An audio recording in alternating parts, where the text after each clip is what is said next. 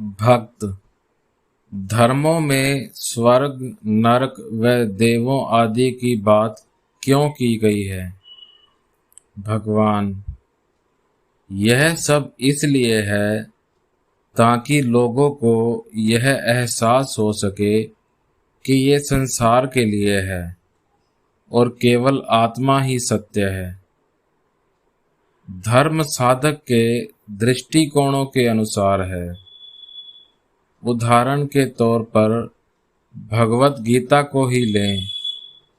जब अर्जुन ने यह कहा कि वह केवल राज्य को पाने के लिए अपने इष्ट मित्रों व संबंधियों का वध नहीं करेगा, तो श्री कृष्ण बोले, ये मैं और तुम न तो पहले थे, न हैं और न होंगे। न तो कोई जन्मा और न ही कोई मरा और न ही आगे ऐसा कुछ होगा। इस विषय पर कुछ समय तक बात करने के बाद श्री कृष्ण ने कहा कि उन्होंने सूर्य को भी यही निर्देश दिया था और उसके माध्यम से यह निर्देश इक्ष्वाकु को मिला आदि। तब अर्जुन ने अपना संदेह प्रकट किया, ऐसा कैसे हो सकता है? वे तो बहुत वर्ष पहले जीवित थे। तब श्री कृष्ण ने अर्जुन का दृष्टिकोण समझते हुए कहा, हाँ, तब से मेरे और तुम्हारे जाने कितने जन्म हो चुके हैं। मैं उन्हें जानता हूँ, परंतु तुम नहीं जानते। ये कथन भले ही विरोधाभासी दिखें, परंतु दोनों ही प्रश्नकर्ता के दृष्टिकोण से सत्य हैं। ईसा ने भी कहा है कि वे अब्राहम से पहले भी थे। भक्त, धर्म में ऐसे विवरणों का क्या उद्देश्य है? भगवान, ताकि आत्मा के सत्य की प्रतिष्ठा हो सके। भक्त, भगवान सदा उच्चतम दृष्टिकोण से ही अपनी बात रखते हैं। भगवान मुस्कुराते हुए, लोग सादे सत्य को नहीं समझेंगे। यह उनके रोजमर्रा के जीवन का सर्वव्यापी और शाश्वत अनुभव है। यही आत्मा का अनुभव है। क्या कोई ऐसा है जो आत्मा के प्रति सजग ना हो?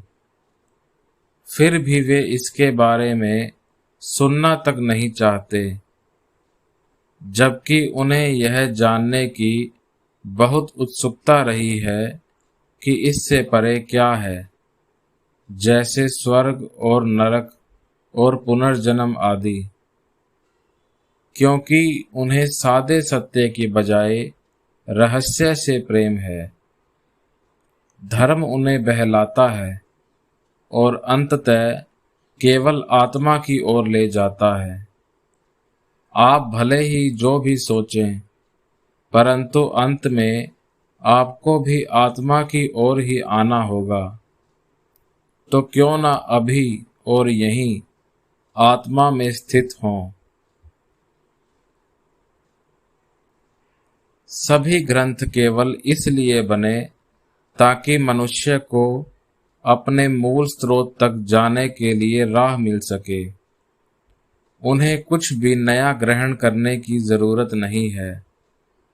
बस उन्हें झूठे विचारों और निरर्थक धारणाओं का त्याग करना होगा।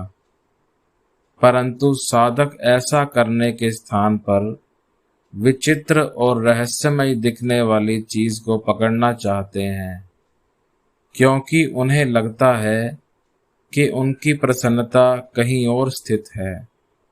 यही तो उनकी भूल है।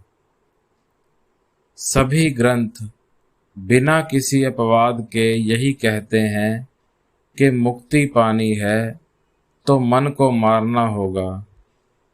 जब मनुष्य को ये पता चल जाता है कि मन का नियंत्रण उसका अंतिम लक्ष्य है, तो वह अपना ही अध्ययन नहीं करना चाहता। दरअसल ऐसे नियंत्रण के लिए यह जरूरी है कि आत्म अनुसंधान करते हुए प्रश्न किया जाए, मैं कौन हूँ? केवल ग्रंथों के अध्ययन मात्र से आत्मा के विषय में यह अन्वेषण कैसे हो सकता है? केवल प्रज्ञा के नेत्र से ही आत्मा का अनुभव पाया जा सकता है। क्या राम को स्वयं राम के रूप में अपनी पहचान करने के लिए दर्पण की आवश्यकता थी? जिस मैं की बात की जा रही है वह 5 आवरणों के भीतर है और ग्रंथ उससे बाहर हैं। इस तरह केवल ग्रंथों का अध्ययन करना व्यर्थ है। आत्मा तक जाना है तो हमें उन 5 आवरणों को भी भेदना होगा। यह पता करना होगा, मैं कौन हूँ जो बंधन में है, और केवल अपनी प्रकृति को जान लेना ही मोक्ष है।